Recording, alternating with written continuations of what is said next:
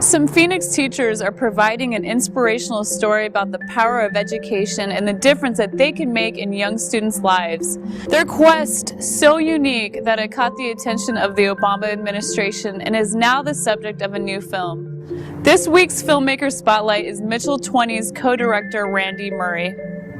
I'm Randy Murray.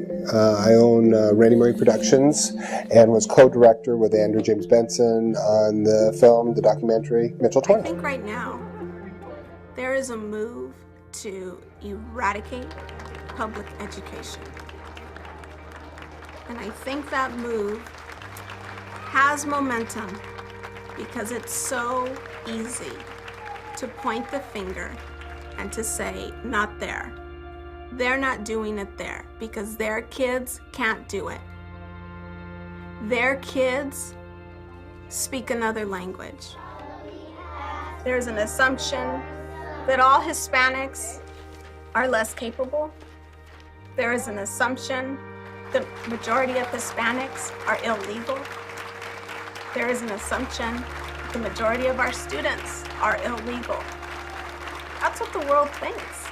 With that assumption, there's an underlying feeling that because we're going to assume they're illegal, because we're going to assume that they are less than, then it's okay if we know the schools that they attend aren't the same as the schools that other children attend. Kathy Webke is an educational expert here in Phoenix, and she came to us and said, you know, there's something happening at a little school over here on the west side of Phoenix, which is not the best part of town.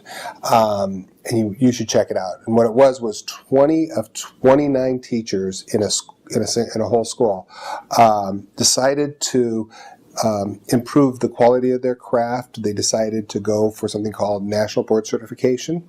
And it's a grueling year-long process, at least a year. It takes somewhere between 1 and 3 years, and only 50% of the teachers who attempt to achieve this certification process actually do achieve it. So it's very tough, very grueling, and you can only take a year. So if you try it for a year, if you don't achieve, you get to try it for a second year. If you don't achieve, you get to try it for a third year. If you don't achieve, then you have to start all over. So it is really a bear. And never before in the history of education has such a large percentage, or actually such a large number, and such a large percentage of the school attempted to do something so rigorous.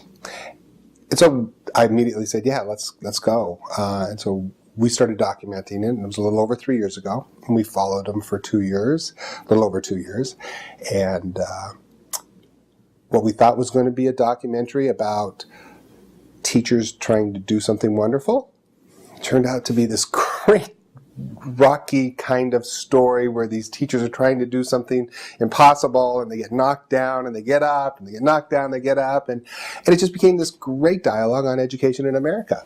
We hope that we believe in the power of film.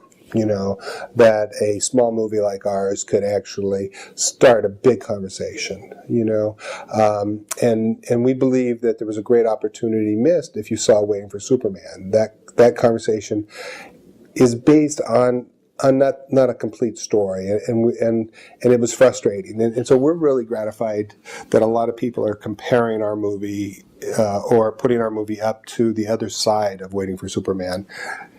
Naturally, we don't have the budget they had, and naturally, we don't have the marketing budget that they have.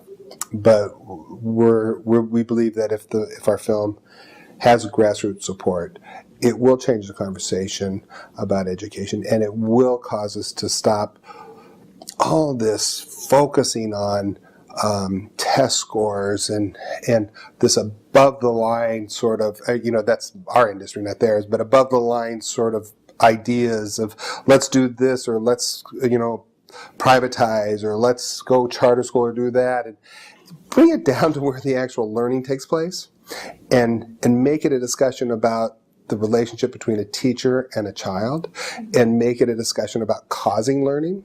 That was a line in the movie, and it's like, yeah, that's what their job is to cause learning. And we're all talking as a nation about policy and tests and stuff, and we're not talking about causing learning. And that's what we need to be doing. And so that's what I hope that we're able just to cause a little bit of a discussion change and stop talking about these, these issues that really don't impact learning, and move the discussion this way a little bit and start talking about how important it is for a teacher and a student to have a good, rewarding relationship. It's funny because, we're being compared to a movie called Waiting for Superman, and Superman was defined by his ability to leap over tall buildings, which is a funny line because he can actually fly. But, it was his saving of the kids in the school bus that made him a hero. And what I think Dennis Van Roekel is speaking about when he says that line that, heroes are defined by their action, is that here are these teachers saying, enough is enough.